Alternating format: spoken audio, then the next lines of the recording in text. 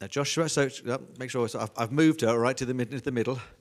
So At least I can hide behind this. you can hide behind the bit of, yeah, yes. Okay. Right. Thank you, Alison. You for having me. I've been invited along because of my involvement with Sustainable Drumfield, which was formerly Plastic Free Drumfield, but also for the work that I'm doing with young people and adults locally, reconnecting them with nature. So I don't do scripts, I don't do anything particularly formal, and I don't generally do talks. So if I have a few moments where I'm a little bit stumbly or go off on a tangent, I apologise. So for those that aren't aware of Sustainable Drumfield, to start with that, this is something that has been going on for quite a few years here, started pre-COVID, and it started as the Surfers Against Sewage Plastic-Free Communities Initiative. Okay, so the idea is, obviously, it's a focus on single-use plastic, and I'll come to why that may or may not be an issue in a little bit. Okay, so obviously we all know about your single-use plastic or your cling film or your plastic packaging, your straws. Everyone's talking about the buds and all sorts of things. These things that we just throw away. Okay, so not your reusable cups, not necessarily your Tupperware you've had for 20 years. You know, the stuff that is not sticking around, that's not going to stick around.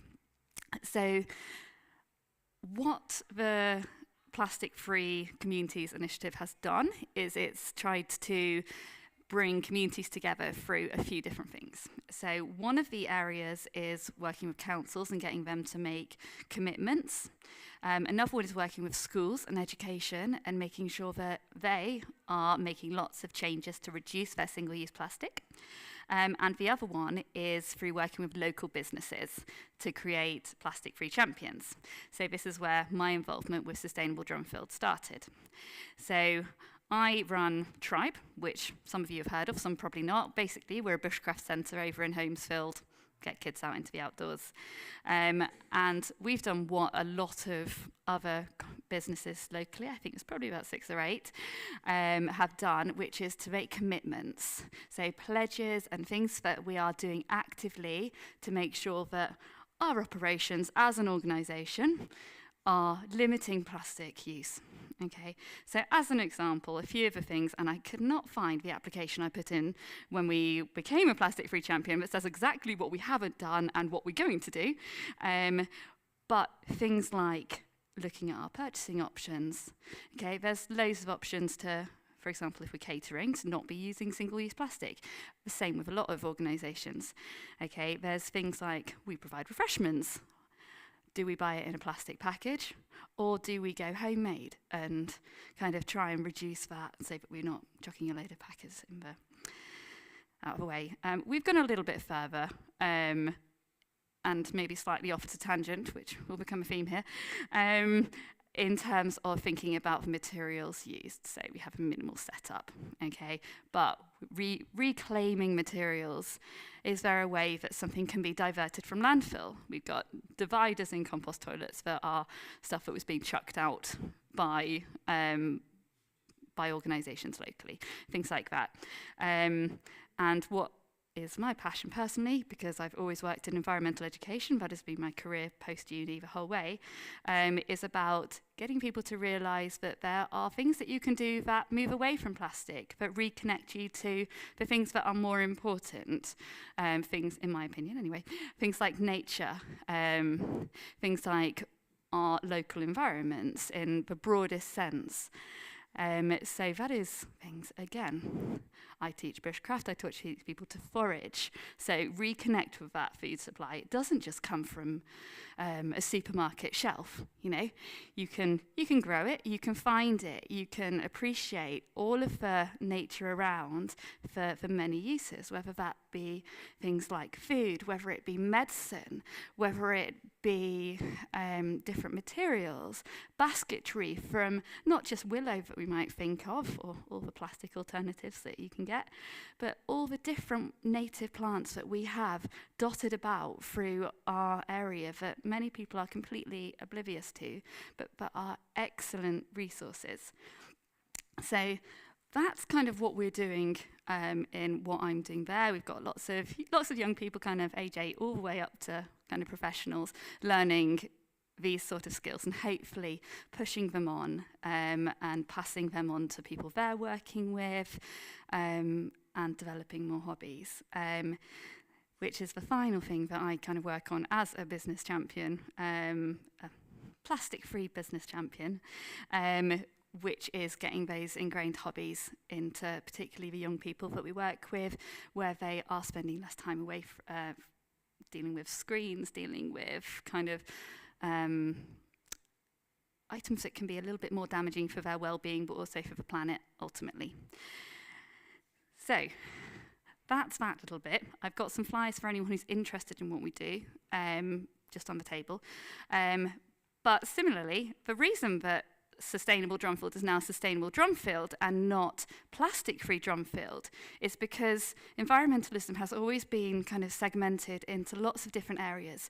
You have people focusing on litter, people focusing on biodiversity, different ones on plastic, different ones on energy, all of these different areas. And when you focus on a single issue, what happens is that all the others tend to get a little bit forgotten.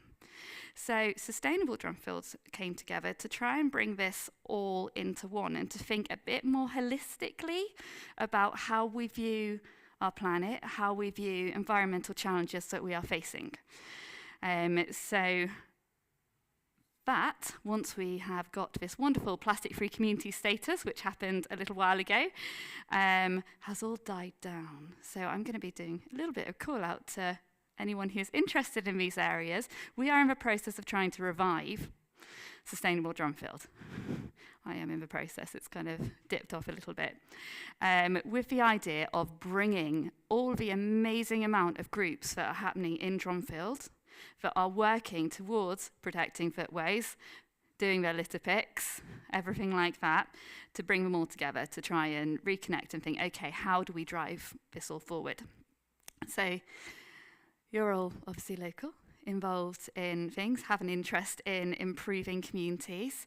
So what is nice is to get people's involvement in thinking about where you would like to see the environmental improvements we see locally, where are the challenges that maybe aren't getting any attention, and what are the real practical kind of things that we can do to change things. Does it need to start with education? Does it need to be practical action? Do we need to get somebody out there doing some protests or getting onto the councils or whatever it is, but just restarting, kind of rekindling this fire for just bringing a bit more green life back to Drumfield. So I'm not sure how long I've been talking at all. Has anyone got any idea? 6 minutes, is that all? Okay, plenty of time for discussion after this then. So we've got something already coming together in terms of this, working with the North East Derbyshire Climate Action Group and that sort of thing. So we're going to aim to get a little bit of a group event going soon, which I believe there's probably going to be a meeting hosted here at some point. You may or may not be aware yet. That's going to bring different groups. So we've got things like the Leabrook Valley, which obviously quite a few people here are involved with. We've got the litter pickers. We've got the existing Sustainable Drumfield, and anything else that can come in to try and think, okay, how do we plan a way forward? Okay.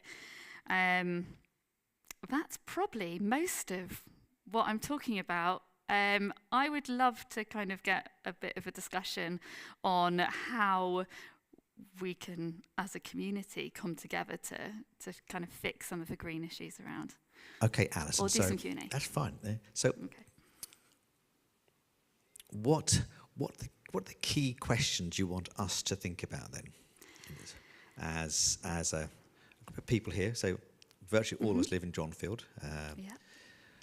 Do you want us to talk about what does sustainability mean, Alison? I mean, if I ask people here, what does it mean to be, we call it Sustainable Drumfield, but what does the word sustainable actually mean? Is it in the sense of, thinking about plastic, that we use no plastic, because then, quote unquote, all plastic may be perceived as being unsustainable, or I mean, you talk about single-use plastics Yeah. against sort of recyclables. I mean, for all of us who try to recycle, we remember, we know there's lots of numbers, and we try to remember which number goes where and all that sort of stuff. So the word sustainable, if you want to, this group of people here, to think about what that word, what are you wanting us to think about in particular?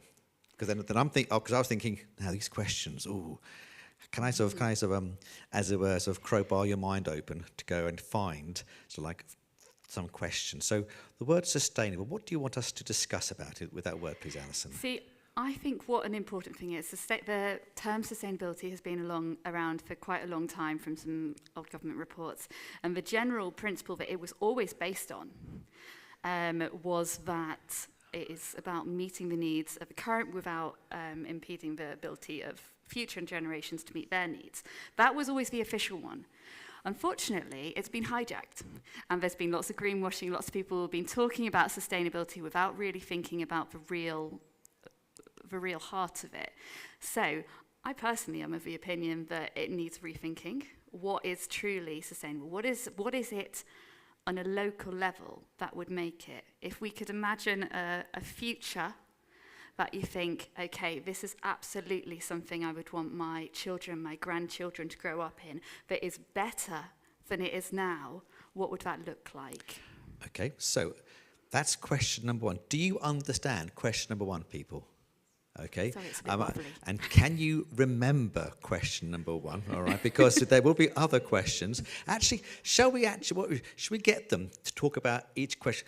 I don't trust their memories. I don't trust my memory, you see. To be fair, I'll forget it too. Okay, so that's what we'll do. So please, in your groups, and Alison, please feel free to join a group, because then they'll either look very, very panic-stricken, oh no, or they'll look very relieved because they've got, oh, what did he say? Because they'll be happy that you've joined their group, all right? So let's, so it's 5 to 8, so let's have 10 minutes thinking about what the word sustainable and the phrase sustainable Dronfield, how you understand it, and then perhaps, because then what that means then, I know Nigel Hudson, as they want, as the whole group wants to be revitalised, and we become part of a revitalisation of, because Alison can go back and say, actually, this group of people think it means this, and the group might go, oh, okay, that's good. Ed?